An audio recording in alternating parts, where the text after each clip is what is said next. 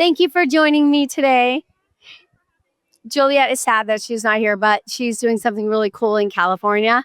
And so it's going to be wonderful for her. She's doing a lot of different things, but this is really, really amazing working with a friend of hers from high school that is a nurse that developed this product that is incredible for burn victims or if you've been cut, but it's also aesthetic. So I was like, they need to talk to the plastic surgeons here. It'd be fun.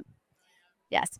So let's test that. Introduce yourself to everybody so the editor has it so you can put your name underneath it. I know you are. Okay. Theresa Dolman, wife of Pro Football Hall of Famer Chris Dolman. Beautiful. It's so good to see you again. I love that all the events that you participate in. I love seeing you at Super Bowl. I love seeing you at Flag. I mean, that's just a highlight anymore. And then all the off the field events. So tell me what's going on. What's going on with you this year? What are you looking forward to? I'm looking forward to so many things. I'm doing things to give back to the city of Canton, and then also always raising awareness for my hubby, always wearing my gray and my gray ribbon for brain cancer, brain tumor awareness. And, I look forward to seeing everybody here. We are one big family. It's always a bittersweet weekend because it's so difficult being here without the love of my life. But I like seeing him honored, and the fans, they always give me cards and always talk about him and tell me great things about him. And it just uplifts my heart and my spirit. I feel like that in a sense, it's a responsibility. And I know Dana Harris, I think, feels the same, that you're carrying on his legacy and carrying on his name. Not that they would ever be forgotten, but it's just nice to celebrate him, isn't it? It is. It is because he's worked so hard on the field. And I didn't know him when he played. I just know the great man and the great human being that he was. But it's just nice to see all of his hard work that he put into his career being celebrated and honored. And it was really one of the joys of his life being in the Pro Football Hall of Fame. It's funny. So if there was a statue erected, they might put him in a football position, but how would you put him if you were the creative behind the statue? What position would you put him in? I would do a mixture because he loves football so much, but God, he loved first and foremost, and God was the head of his life. I would put him in an angelic position with a football just because since he was a young boy, he always wanted to be one of God's angels on earth.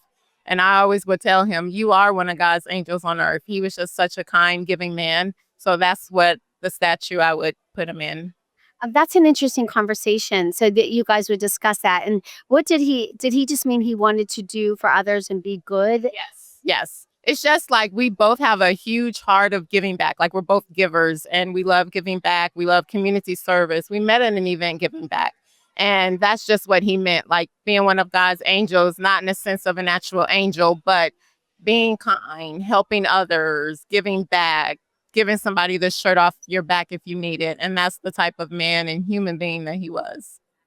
The thing that I always loved about Juliet would say that what she discovered when I pulled her into the NFL was that the NFL family is such a service-driven family that she did not realize. Isn't that so exciting to hear somebody say that?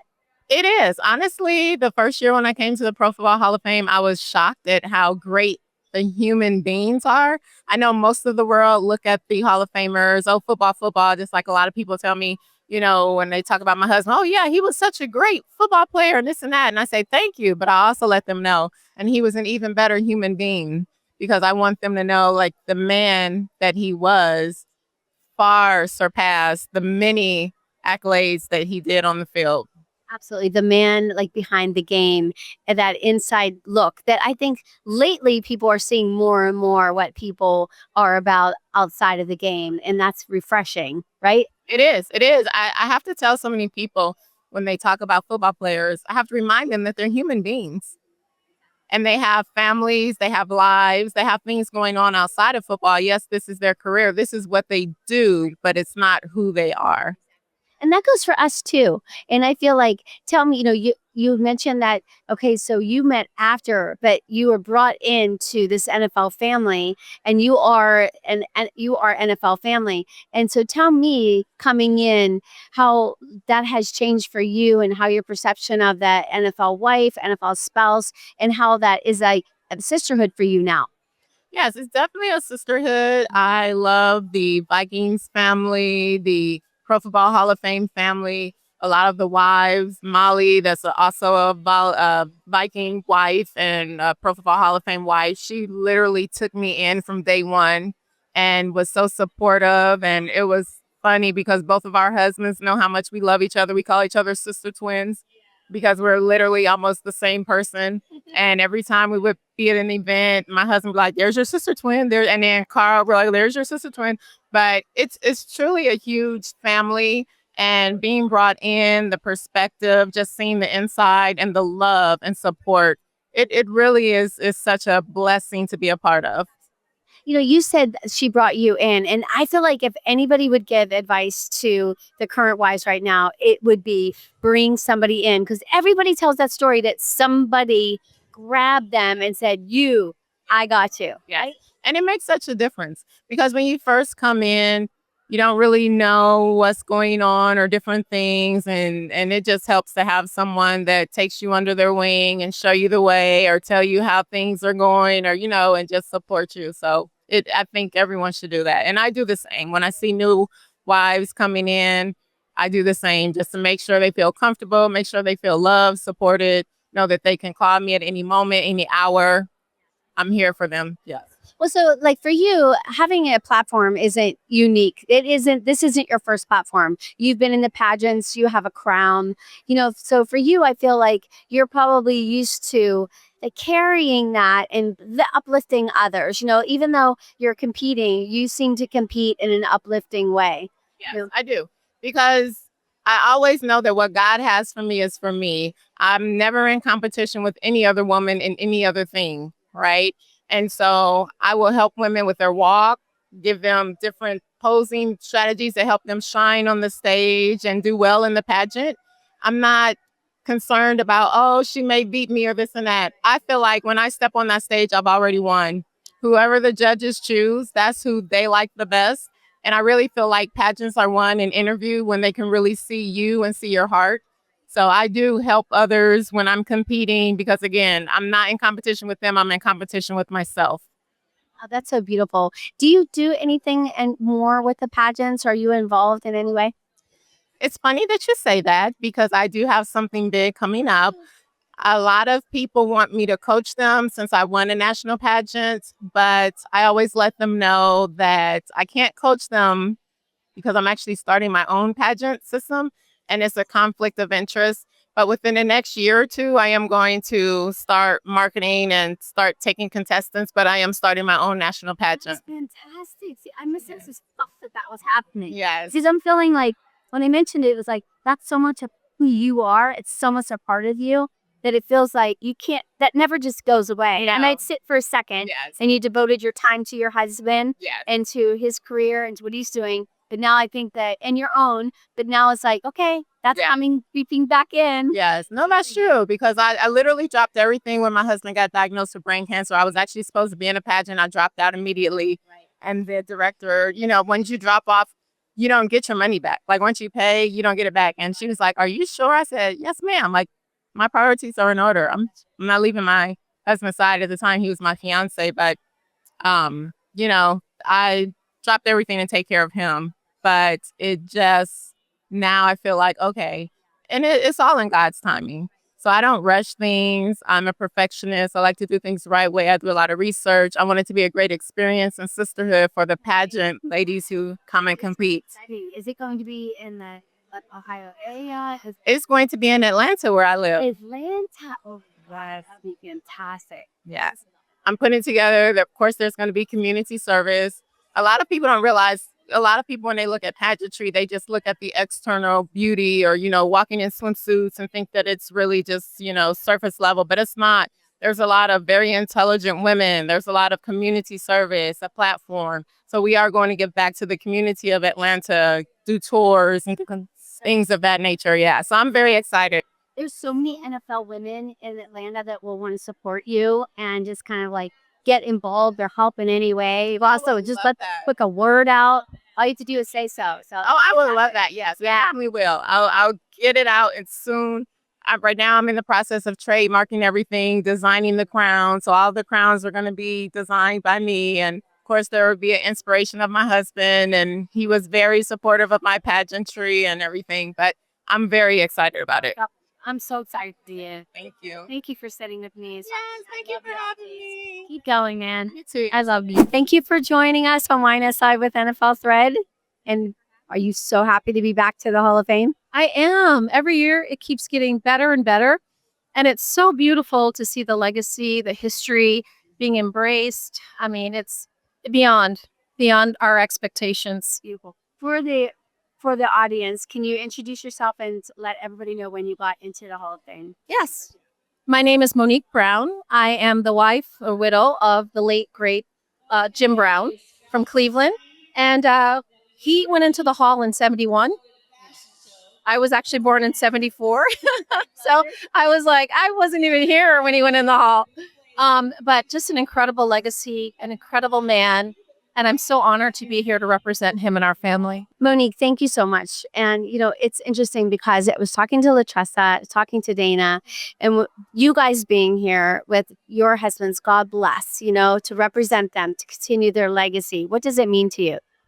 It means everything. It's family, it's football. It's great to know that the fabric of the origin of the sport, the principles that Franco and Floyd and all those men stood for, they mean something.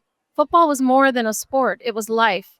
And so just seeing that all of us coming together as a sisterhood and brotherhood of community and an age of today where there's a lot of individualism, it just means all that more that the values, the family values, and the principles, character, integrity, hard work, dedication, perseverance, all of those things that our husbands did on the field that translated into the communities, into our families, into our children. That's our legacy too, and I'm very much, about that with my American Foundation, my husband's organization that teaches life skills to youth that are incarcerated, youth and young adults that have been disenfranchised or just, had dysfunction. And it's going on 30 years that we've been doing great work. Yes. How can you find that? Find out. Sure. So it's AmeriCan, like American, american.org. We're on Instagram. We're on our website. But yeah, just reach out. My Instagram is Mrs. Monique Brown. So there's a link there as well to the organization. But we're just proud to do the work and build more partnerships with corporations and other organizations. Yes. I feel like, it's so deep. It's, you said individual, and that means so much to me because like everything that I always try to do is about others and team and like connection of a lot of individuals and promoting what they do, talking about what others are doing. That's so exciting. And you're right, today is really different. It's really about, that I'm doing. Yeah. It's so important to not forget and to maintain a sense of community and a sense of connection. We're on social media and we're in our devices, but like put it down, take a moment, listen, with intention, listen and hear and feel the people around you and share, be vulnerable. And that's very much what we do here at the hall and in our groups with AmeriCan. And no, it's people are hungry for that. Yes. So where did you grow up? I grew up in Buffalo, New York. Go Bills, go Browns. I love that. I grew up in Buffalo, New York. And just, being a very inquisitive child and being a child of God, and knowing my purpose was to serve and to help others. And then meeting my husband who shared that same passion and for humanity. It was just like soulmates for 30 years. So when you say you grew up in Buffalo, did you grow up anywhere near Orchard Park or like, are you in Buffalo? I've couple of our friends lived in Orchard Park that we played with, the Wolfleys. Yeah. Ron Wolfley, Craig Wolfley, Dale. Okay. Do you know the Wolfley family? They're I like don't. big in the NFL. All the kids play, all the guys played. And so we would go visit all the time to put a big tree in. And, Wow. hanging out in Buffalo was like, I mean, I went to Orchard Park for the games, obviously. you right. But I was like more near, if you know where Medaille College, or you know where the Buffalo Zoo. Yes. That was the area. I was in that area. You're in that area. Yeah, I love near the zoo. Yeah. Yes, exactly. So those were my trekking grounds. Beautiful. And how did you guys meet? How did you and Jim meet? We met on a morning show. I was a guest on not AM Buffalo, but yeah, actually AM Buffalo. I was gonna say it was kind of like our Good Morning America. Okay. So we were in the green room. I was a model. We were both guests that day, and he was on talking about his foundation, his program coming to our city. And me, being the volunteer and the community person I was like, I'll sign up. So we met because of his work. I knew nothing about his football or acting career. So it was really special. Wait, how many people get to say they met in the green room? They met in the green room. We did. We did. And I love that you were immediately jumping in and wanting to get involved. Because what impressed me was not Jim's, I mean, obviously his career was very, acclaimed, but he was someone who had done it all. He didn't have to do anything else, but he was bringing not only inspiration to our community, he was bringing something that was tangible, that could affect change. And that curriculum it's so transformative. It changed my life being a volunteer. And I said, this is what I want to dedicate my life. And this is how I want to serve. And so thank you. God bless you. Yes. I'll keep doing it. I'll be Thank you. I'll put all the links to everything or Yes. site, on your Yes. I just want to thank you for coming on. Oh, thank you for taking the time to hear us and to give us an opportunity to share our love for the hall. Jim Porter, everyone, the team is doing such an incredible job. It is very refreshing. It really is. Yes. I don't live far from here because I married a guy from Youngstown, Ohio. Okay. Oh, I was thinking I know a lot of Youngstown people. If you type, oh yeah, a ton. A lot of our friends. When I saw videos. A lot of our friends. Yeah, they're like, come stay with. I leave Sunday. I may go to Youngstown. Who do you know in Youngstown? So the Zoldens, and then the Michael Bruno and his beautiful. Yeah, we just had dinner earlier this week in LA. How about his house? Oh my God, yeah, I know. It's like Franklin's art. Shipped into on that. I know. That's who's like, come hang out. I'm like, okay, I'll be in Youngstown. His son was just at a wedding, and I got to meet his little girlfriend too, Michael Bruno. Yes. And Michael's his wife. Oh, yeah. his little and so Donald Delisio got married in Michigan. Yes. And he married. Yeah. So they were. So Antonio, and yeah, It's really cute. he's got great kids, great family, great man. So happy for him. Yeah. And the Zoldens do so much in the. Oh my God, yeah, absolutely. Yeah, our Youngstown crew is deep. Well, I'll connect with you, and then when you are in Yes. Youngstown, you have to stop and see me. I would love to. Yeah, my son has a cute restaurant down in the Hollow, Oh, right near wow. YSU, and so we can Excellent. have them meet there and have it have something to eat. Yeah, definitely. I'd love that. Okay, Thank you for what you're doing. thank you. Okay, Cherise Brown, thank you so much for joining me today. So happy to join you, Cynthia. You are so amazing. I saw you and I was hoping you were here. I was like, I hope my sister's here. My former president of Off the Field NFL Wives Association. I'm so excited to be here. Yes, Thank you. it means so much to me, and actually, I'm so excited because today we were going to be bringing in Gabrielle, which I love her, and Lacey, and Tanisha was coming to bring in OTF TV and kind of have an unveiling. And we'll do that again. Yes. We'll do that because we're really excited about it. Yeah, we're all excited. I'm excited about OTF TV. I'm like, I was kind of sharing it with some of the ladies, letting them know what we're going to be doing next year. So hopefully 2020, what would that be, 2026, we will have OTF TV up here and representing off the field here at the Hall of Fame. I think that's going to be so awesome. Yes. For me, it'll just be like the perfect, like Gabby's mom is here. Like we were gonna do the interview, and that's okay because we'll get it. And I'm just so excited about everything that we have planned and everything the girls are doing. It's exciting times with Off the Field right now. I mean, we have our new president, Tanisha Patterson. We have all our new board members, like you were mentioning, Gabby.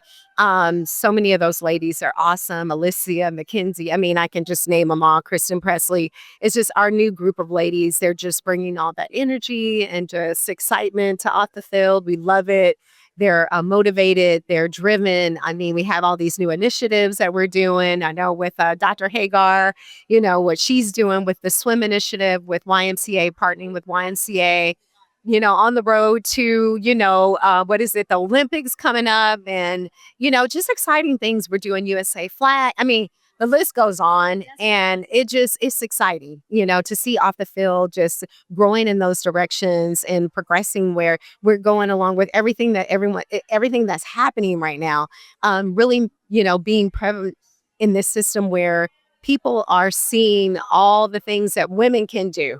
And it's not just the guys playing football, or it's not just you see the young ladies, being interested in having their own teams now. So just to be a part of that has been really, really exciting. We also are talking about our new chapters. We have our off the field chapters in each football city, I should say. And that's exciting, making sure that our members are being a part of everything that we're doing. And we're doing some things on a local level to be able to not just, give back, but also just those meetups and, camaraderie with the other ladies that may be in your town and that are Off the Field members as well. So For me, and I always say this, and I said this from the very beginning, that we are the gatekeepers and we're leading the younger women and we're teaching them. And now they're being pulled into what we're doing Off the Field. And then me personally, having that first board call and knowing it was happening, because I said to my daughter, Aiden, it's Wednesday. It's a board call. And I have not been on a board call. I don't think I missed one since 2016. And I was like, this is very weird for me. Yes. But then when I was like realizing, I'm like, oh my goodness, this is a great opportunity for OTF TV. Yeah. And I'm like, this is a great opportunity for me to show that you can be on the board and then you can be involved as much as you are when you're even you're not on the board. Yeah. It's like, what are we doing? What can I do a chapter? I'm going to be involved, so for me, it was really important. And that's why I jumped on that opportunity. And I hope that I can be a lesson to, because it's a quick run now. It's different, and I just feel like. I love it. I love that our members can be more involved. They kept saying we want to do more. Not just a fashion show, not just our annual conference or our conference. We are doing it biannual now every 2 years, but it's like, or every other year, I should say. But it is just having them be involved in doing things on a local level. I mean, we did a golf clinic in Dallas and it was a great turnout. It was so much fun. Partnered with one of our OTF sisters, Brittany Alawale. And I mean, just doing that, bringing in some of the younger wives and getting some of the active wives to be a part of it. I mean, I always say we're stronger together. And if we come together, we can do some amazing things in these communities. We were able to raise money for Dominique Cares, which, they're benefiting children with autism and just, making a difference. It's just so important to be able to do that. Well, when you think back to when you guys founded and think of where you are right now. We celebrate 20 years, Cynthia, in San Francisco. The fashion show will be our silver anniversary, 25 years. It's amazing when you think back of what we were able to accomplish over these 25 years.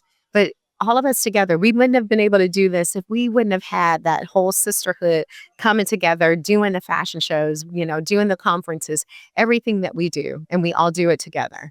And it's important. Yeah. And the growth and the realization of like, we can be so many more places. Very much so. Very much so. So I'm here at Hall of Fame and of course, and this is my husband's 10-year anniversary of him being inducted. So it's special times for the Brown family and so proud of him. And I'm so proud of the new, inductees that are going in. Eric Allen played at the Raiders with us, so I'm excited to be here to support him and his wife, Lynn. I'm going to get her to join. Yes, Lynn. Yes, Lynn Allen. We were with them in Philadelphia, Oh, and I yes, just adore yes. them and the Beautiful family. Beautiful family. I was Yes. just coming in. That I think the last year that they were Yeah. there in Philly, Yeah. so that was wonderful. So we were with them for, I mean, they watched our babies being born. I mean, she introduced me to a boutique that Tim was going to kill me over because it had the cutest little stuff. And of course, I ended up having girls. So, she has 4 boys. And so she's just like, I got to tell you about this cute boutique. They had nothing for boys, but she sent me over there. I was like, girl, you're going to get me killed. But yes, so yeah.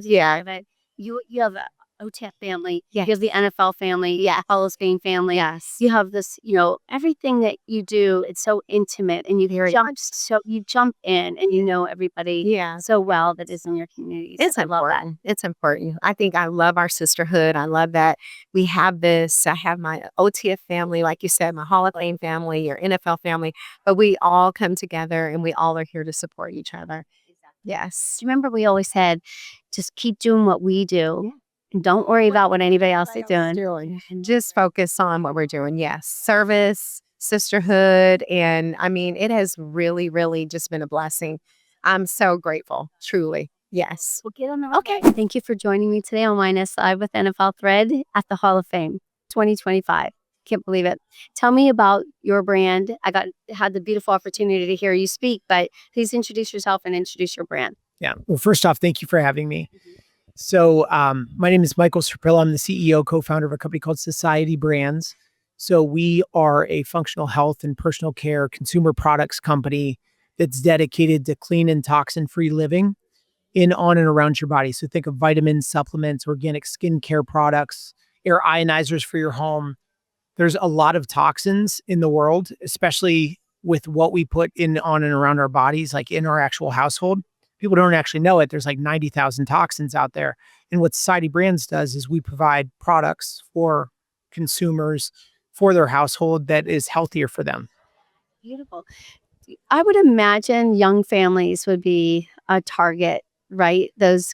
You're just starting your family out. You have young kids in the house, and you're like, what is my child ingesting? Yeah, absolutely. I mean, like, I just think of my household, right? Like, my wife and I have 3 children, 10-year-old, 8-year-old, and 4-year-old, 2 boys and a girl. And like, we are like really, really focused on like what we're putting in our kids' bodies. And we're way more conscious today than even what I was when I was growing up as to like what kind of sugars. If you could read on the back of a label, and if it looks like a paragraph, the amount of stuff that's in there, it's probably not good for you. Not always the case, but most of the time, if it's that much, it's not really that good for you. So what we try to do is make sure that the products that we offer to people are just very simple. It's like a few ingredients and it's all healthy for you. So yeah, certainly younger demographic is important, but I also think an older demographic is, well, especially like vitamins and supplements, just organic ways to help your body recover from various different things. It's an important thing. That's beautiful. It's funny that you say that. A few years ago, I was raised on Tang, and a few years ago, the dishwasher was not working and it needed to be cleaned out. And somebody told me, throw Tang in the dishwasher and run it, and it will completely clean out your dishwasher. And I was thinking, what was it doing to my body? Right? Yeah, it's a little bit concerning when you have something that you're putting in your body and you're like, oh, wait, you should put that in your dishwasher or put it on your car or something like that. Like, it's a little bit concerning for sure. I don't know about Tang specifically, but I do remember as a kid having Tang. So it tasted good, but yeah. But very bad. So my kids are starting out, and they are introducing their kids to great organic foods and fruits, and like their popsicles are just watermelon juice and blueberries, and I'm just like, wow. I really try to be respectful because they're doing the reading and the research, and they're listening. They're really listening. And I was just talking to my girlfriend about this today. It's a different world, and they know what they're putting in their kids' bodies. That's kind of exciting, isn't it, for you? People care more today about, because I just mentioned this, like, we are not okay as a society. Like, a lot of the illnesses, the chronic illnesses that we have are due to the foods and drinks and things that we have in, on, and around our body. People don't realize that. And the most common thing is people think of like the food that they have, but it's not just the food. It is fragrances, it's skincare products. There are so many different things that are really, really impactful. What I love about the younger generation, I think it's just part of all generations now that are slowly but surely getting there, is like, this is not something that's okay. It creates a lot of issues and problems long term. And at the end of the day, all of us want to live like really, we don't want to just live to an old age. We don't want to just live to 100. We want to live a healthy life until 100. I don't want to get to 100 when I was chronically ill with something at 65 or 70 and I had to be confined to a hospital bed or something like that. So it's all about living a long life, but a healthy life. And I think that has everything to do with like what we're doing, and people are waking up to that. And your kids are certainly prove that. Well, is there a website that has brands, products, and also information that you can share? Yeah, absolutely. So if you go to societybrands.com, you'll see a list of a lot of our different brands, and check us out there. You'll see a number of them. So we'd love to have people check it out. Tell me your take on cereal. So cereal is definitely, there's a lot of like bad things. There's a lot of sugars in cereal. There are good cereals too. We actually don't have any cereal brands that we own today, but I think that is an industry that is due to a healthy amount of disruption in a good way, not in a bad way. So you could disrupt in a good way. And I think a lot of the cereal out there has a lot of sugar, had a lot of bad things in it. So yes, I am pro like healthy cereals. There are healthy ones, but a lot of them aren't today. Right. It's so funny because you always think, oh, have a bowl of cereal, give the kids a bowl of cereal before bed. That was a tradition of ours. And then all of a sudden you start to like click on an app and look at what's in it. And it's like, no, absolutely never have that. There are some good ones. You're right. And that's interesting. I just wanted to know your take on that. What would you definitely say avoid at all costs? So the red dyes are something that is really, yeah, I couldn't not mention the red dyes, but like the red dyes are very, very bad. Obviously, government is cracking down on that. And I don't think that that's going to stop. That's just one man's personal opinion. Yeah. But that is really, really bad. And then oftentimes people are over medicated on things. Now, medicine's a good thing. We love, you obviously need to have medicines for a number of different things. But oftentimes people are over medicated on things. And when you could there's certain natural ingredients, natural supplements that do a very, very good job and is healthy for you. And you have that information on your site? Yeah, absolutely. So we have a number of different vitamin and supplement brands that we have. Yeah, Vitality Now is one, and a number of other brands in the supplement space. So exciting. I love that because my doctor always laughs because he'll go to prescribe something if something's going on, and I'll say, and he's like, oh, for goodness sake, you need potassium. Just eat foods with potassium. That's what I was getting. I'm like, okay, I'll do it. I will do that because he knows I'm just trying not to. Of course, someday I might have to be on some type of medication, but I'm just trying to avoid it until it's like necessary. Yeah, absolutely. I mean, like there's a lot of medicines that are obviously really help people, but there's always side effects. And if there's natural ways to do things that's as good or better than a medication, I think that that's a great thing. And my kids, we give them supplements on a very regular basis, and vitamins and supplements, and my wife and I do as well. So at the end of the day, in order for me to lead the company, I've never been able to sell anything to somebody else that I wasn't fully convinced of myself, and I wasn't a believer of it myself. I believe in what we're doing here. Like we serve 4 million customers a year right now, and just all around the country, also internationally as well. And I really believe that when people get our products shipped to their front door, it makes their lives better. And when that's the mission that you're on as an organization, other than just only profit and just only shareholder value, which obviously every company is focused on that as well, then it really puts a purpose behind what you're doing. Yes. you're making an impact and, changing generational like history, by doing that. So it's really wonderful. Yeah, absolutely. Trying to make my kids and eventually grandkids someday proud. So Thank you for joining us today. Have fun. Enjoy the rest of the Hall of Fame. thank you so much for having me. Hi, Juliet. Hi, how are you? I'm wonderful, but I'll tell you, we are missing you here today at the Hall of Fame. I'm missing you guys too so much. Oh my gosh, I can't believe it. So can you tell us all where you are right now? So I'm in San Diego at a conference called San Diego Arts, and it's with the top surgeons, plastic surgeons, cosmetic surgeons, but then also orthopeds. And we're talking about regenerative medicine, all things that like help the body last longer. What are some of the newest things out there to help us live longer, longevity, all these really interesting kind of avenues. And so I'm sitting with some top doctors, which is very interesting from what I usually am sitting across from you guys talking to NFL players and you, right? Right. It's exciting. I know I was just talking to the plastic surgeons at Crystal Clinic, and I wanted to say I need to introduce you to everything that Juliet's doing, and you need to make that contact with them. I know we actually 100% do, because I was thinking about that. I was like, this is so interesting. I'm usually there talking to them. Remember the first time we interviewed them and the sun was coming right? And I was like, oh, you're a plastic surgeon. And I was like, oh, the sun is right on my face. It made me like so crazy. And he's like, oh no, they do so much with the breast cancer, which I loved, and all of that reconstruction. So you're right. I definitely need to be in touch with them. Beautiful. That's awesome. All right, girlie. We have beautiful girls lined up. I'm getting ready to talk to them. And we love you so much. We miss you so much. You look like you're 30. Yes, indeed. Oh my God. Thank you. Okay. Well, we got to get some Rhea gel for all of us. We're going to bathe in it. Nice. I love I love it. you guys It's so beautiful. much.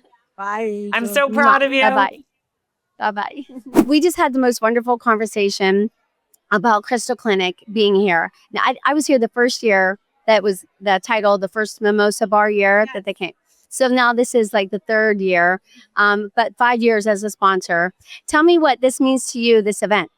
You know, it's actually a huge honor that we get to be here as a group, to have our individuals from our practice, the women we work with every day get to be here and sponsor the event. It's a huge honor, to be honest. So please introduce yourself and tell me, when you introduced yourself, how you got started. What made you know that you wanted to be a plastic surgeon? So my name is Shada Mirhadari. I am a plastic surgeon who works here in Canton, Ohio. I also work in Akron, Ohio. I knew from a young age I wanted to be a physician, which is kind of a little unusual. I don't think I knew what I was getting into. I love the sciences. My dad was probably one of my biggest advocates and encouragers to become a physician. And the way he explained it to me, he said there's no really bigger privilege in life to get to take care of people.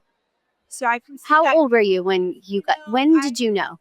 I was a teenager. Okay. And again, I didn't really know what it meant to become a doctor, but that's when my interest started to peak. And so I pursued a career in medicine. I went into this program where you get to go to med school a little bit early. And when you're in medical school, you get exposed to different fields. And I had no idea what plastic surgery was. That was not where my mindset was. When I was a fourth year medical student, I had the opportunity to go abroad. Okay. And I like love to travel. I was like, yes, I want to go abroad. So I picked a country. I went there. Where did and you go? I went to Turkey. Yeah, it was a little scary. It was like outside of my comfort zone. I went by myself, and then they gave you different specialties that you could potentially rotate in, and plastic surgery was like fourth in my list. At that point, I had already matched into general surgery, so I knew I was going to become a general surgeon, which is like someone who does gallbladders, colon surgeries, and so that was my first exposure. I just had the time of my life. I thought what these surgeons do was just so cool. It's not like what you think of when you watch some of these TV shows. It's very different. There's a heavy reconstructive component to being a plastic surgeon. And so that was my first exposure. I did general surgery, and then I was like, you know what? I think this is what I want to do. That's what I keep hearing and I'm understanding. You hear plastic surgery and you think they're going in for a facelift. But we're talking about reconstruction. We're talking about changing lives, and saving spirits, So tell me the most interesting case that you were involved with. Oh my goodness. That's a hard one. Oh boy. I would say the things that come to mind were some of the trauma cases that we take care of. So trauma can be head to toe, and plastic surgeons are often asked to take care of patients that have been ran over by cars, bad accidents, unfortunately, just like horrible things that happen. And so we will do surgeries to kind of reconstruct a part of the body that's been lost. So without getting into too many detailed specifics, I'd say those surgeries definitely, keep memories for me. Yeah. Well, you feel like when you said privilege, I think that's what you're talking about when your father told you it's a privilege. And I think that saving somebody's like spirit and soul and giving them a life that they was almost taken from them, and even being maimed is taking a part of you away. So being able to fix that has to be so rewarding. 100%. So in general surgery, when I decided to go into plastics, it was kind of saving lives and acute care situations, things like that. But in plastics, you kind of have a second to breathe, and it's not so much always saving lives, but it's more kind of reconstructing lives and helping remold what someone's been dealt with and trying to give them a better outlook on things. And so you have that opportunity. And I think that's what makes it so special. I feel like that, when you think of that, what you just said, I'm a marketing person, but when you think of like Crystal Clinic plastic surgeons reconstructing lives, like that is like pretty much says, oh, this is more than you're changing lives, you're reconstructing lives from the inside out, It is a huge privilege to get to do that. Absolutely. And I think that's what makes what we do so special. I mean, people come to you, they don't know you. They're at their most vulnerable, and they are putting their trust in you to help them. And like, that's what the privilege part of the job is. So, yeah. I would say that what I find most rewarding are the relationships I have with patients. Again, they come into that office and they have a whole nother life outside that they share with you. And those are sometimes the most private and, precious things that are part of their lives. They share those moments with you and you get to know them over years. I can't tell you so many of my patients are just like a special niche in my life. And then they know me too. They've gotten to know me and my life and my family. And we each care about each other in our relationship. And so some of the things that they've told me with the struggles that they've had and the challenges they've faced is it makes you stop and just appreciate this life that we have that is so stinking short. And the attitudes that they have despite some of the things that they've faced really puts your life in perspective and makes you have gratitude for everything, So from each person comes their own experiences and I guess words of advice, some of my older patients, some of my younger patients. And like, I have this liberty to get all the information told to me. And so that I'm very appreciative of. What does Daddy say? Like, what does your family say about my They're obviously very like, I don't want to use the word proud, but they're happy and they're very they think that what I do, they're very, I guess, proud of, Yeah. They have to be proud because of what you do is such a service, and they also know the hard work that it took to get there and the time and the talent and the effort and the knowledge, So That's thank you. Kind words. Thank you. Thank you. And what about your family? Tell me about your family. So I am married. I have 3 little boys. Yeah. And so my life is just pure chaos with boys. Anybody that it's a boy mom knows that it's just, yelling and screaming all the time. And I'm the only female in my household. I don't have a dog or a cat that's female. So, but it's a blessing. I wouldn't have it any other way. 6, 4, and 7 months. Yeah. Yeah. Do you have any kids? Yes, I do. And they're having their kids. Oh my gosh, Yeah, that's amazing. And I'm having a blast with it. And I just love it. This new role that just creeps up on you. Yeah. Summertime. I pray one day I get to enjoy that or get to that point in my life. I hear it's the best. Exactly. So I need to. Keep it up. Thank you. Thank you. It was great talking to you too. Once again, we are so excited to have Crystal Clinic Plastic Surgeons here as the title sponsor for the fashion show for the Hall of Fame. I think I was here the first year when you guys were the first time presenting sponsor, although you've been sponsors for, 5 years? Exactly. It's always first of all, it's such a fun event.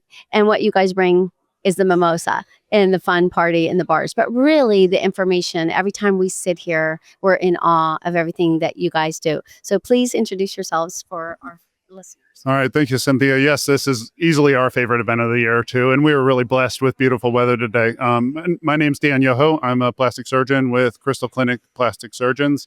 And I'm just thrilled to be here today. How long have you been with Crystal Clinic? So I joined the group in 2022. I've been there almost 3 years at this point. And previously had grown up and trained in the Akron area. Oh, in Akron. That's fantastic. I love Akron. Very music, like arts and everything like that. In Akron, when did you think you knew you wanted to be a plastic surgeon or anything in the medical field? Yeah, so my story, when I was 19, I was diagnosed with cancer. I was referred to a wonderfully compassionate surgeon who helped me through that process. Ultimately, we were able to achieve cure, and I'm now 20 years cancer-free. I was blessed with the opportunity then to go on and train under her as a general surgeon, and her primary practice was breast cancer treatment. When those operations would finish, the plastic surgeons would come in and I'd stick around to watch them do their reconstructive surgery. And it was really in those moments where I knew why God put me on this earth. So how old were you when you were diagnosed, and how old were you when you were clear of cancer? I was 19 when I was diagnosed, and treatment extended for about 1.5 years. God bless you. That's fantastic. So it was the reconstruction that you found the most exciting? Yeah. General surgery and cancer treatment is, incredibly impactful, and you are giving patient back years of their lives. But for me, I always had an interest in the arts and drawing and sculpting and modeling. And that was the part of me that I really found the most fulfilling. And watching the reconstructive surgeons begin to rebuild that patient's life was something that I found a lot of fulfillment in. Well, you know what I always find interesting when I talk to you guys is that when people hear plastic surgery, they immediately think of the aesthetics of it, the beauty, searching for beauty. But all of you guys seem to have this deeper meaning, deeper purpose in the surgery. And usually it's reconstruction. So can you tell me about how that empowers you and how that has impacted you over the years? Yeah, so those two things go hand in hand. We develop our skills through the aesthetic surgery, which is really seeking beauty and symmetry, looking for perfection. And then we're able to take those skills and apply them to the reconstructive patients to rebuild that same form and function that we expect to achieve through our aesthetic cases. And similarly, on the other side of that, we take the skill set that we hone doing the reconstructive cases, and that makes us better aesthetic surgeries. And those two things really are yin and yang, and ultimately make us better surgeons. Do you have a particular story, without saying any names, that you felt this is my purpose, this is why I do what I do, in terms of being able to treat somebody? Yeah, so one of my first patients that I took care of once I graduated from residency and went into my own practice was a breast cancer patient who I was able to do a deep flap, use her abdominal tissue to rebuild her breasts. And she has kept in touch with me. She's the first person to text me on every birthday. She's the first person to wish me Merry Christmas. And she's gone on to lead a successful breast cancer nonprofit. She hosts a 5K run every year that my family has gone to, and just build these thriving relationships that span many years where my skill set touches her life, her heart touches my life, and really gives me the fuel to keep going. That is just so incredible. And it really is. It's about you are impacting not just her life, but her family's generations to come. And now look how many lives impacting because of what she's doing with her own mission because of it. So that's fantastic. And that impact comes back to influence other patients, because seeing that much good be done through my surgical skills then gives me the drive and desire to really push it to help more patients. So before we sat down, you were talking about a particular aspect that I can't really not knowing your field remember. Can you talk to me more about exactly what it is that you would like to share that you were so excited about? Yeah, so one thing I wanted to raise awareness about today is something called oncoplastic surgery. And what oncoplastic surgery is it's focusing on breast conservation for women who have cancer. So in general, there's two main ways that breast cancer is treated. One is with a mastectomy, that's removing all of the breast tissue. And the other is with breast conservation. It's removing just the tumor and enough neighboring tissue to get a clean margin at the time of surgery. And there's a lot of patients who can't have breast conservation. And despite it having some of the best long-term health-related quality of life, it's just not an option because their cancer is too big or their breast is too small or it's in an inconvenient location that the breast surgeon won't offer that treatment. So what my specialty has been working on for a number of years is to stretch the limits of that breast conservation to these women that otherwise wouldn't be candidates. And we use the skill set that we've developed doing breast lifts and breast reductions in order to have that breast tissue that would usually be removed in those operations be the specimen that contains the cancer. So that allows us to really make lemonade out of the lemons and take that new diagnosis of cancer and have an opportunity not only to provide an effective treatment, but to improve the appearance of the patient's breasts and give them back their life. Explain to me, not really quite understanding when you do the lift or reduction, like how does that actually work? And like, is it just, in terms of like the structure, if somebody was afraid of it?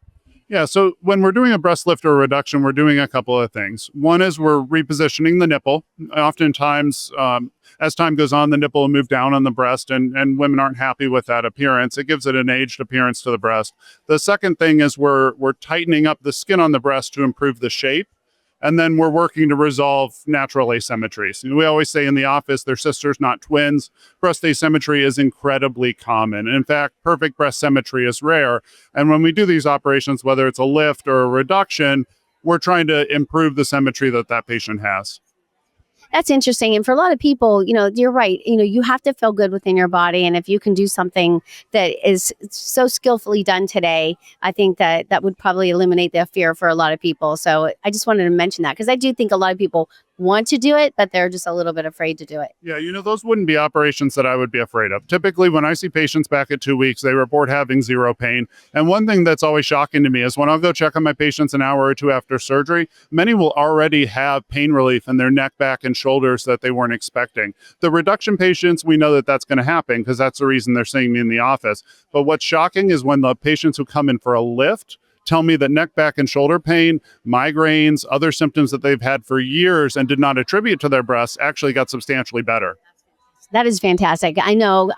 I remember my older aunts and such, they would just end up hunched over and they were miserable. And it really does take away the quality of your life. And it seems like something simple, but it isn't. You can't really run. You can't, work out. You can't function as like you used to because of that. It's a barrier, I think. One thing I like to do is to work with the spine surgeons, especially when they're seeing younger women patients with large breasts and problems in their cervical spine. A lot of times the spine is not the source of the problem, the weight of the breast is.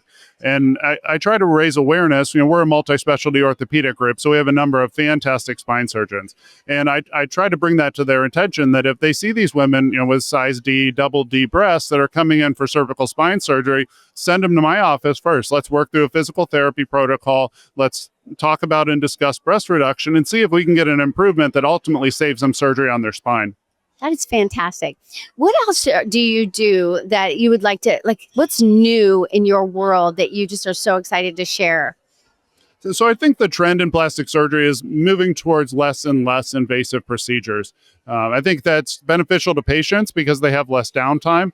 It's beneficial to providers because we can offer lower risk options to patients that can, with advances in technology, really yield superior results. And over the next 5 years, I really expect that we're going to see a big resurgence of less invasive procedures. Maybe the degree of changes aren't as extreme as some of our invasive options, but certainly they're safer and take patients away from their life a little bit less. Yeah, I feel like that. I like that less and less and less. And I think that I feel like that would be the trend. Have you ever had a situation where somebody has come into your office and asked for something and you were like, no, we're not doing that. Here's what we're going to do? Yeah, that happens quite frequently. Some patients come in and they want me to really tell them exactly what I think. I like that, but the reality is that patient, they're looking in the mirror, they're seeing what they don't like. It's a collaborative discussion between me and the patients. I'll also have patients come in with unrealistic expectations. The one thing that I'll frequently turn away are the 22-year-olds wanting lip filler. I don't think that is a look that is going to be durable over time. And I think that's primarily driven by social media. And those kind of trends, I'm not a fan of. Does that disappoint you because you feel like you know they're going to go somewhere else because when they decide they want something, they're going to go get it?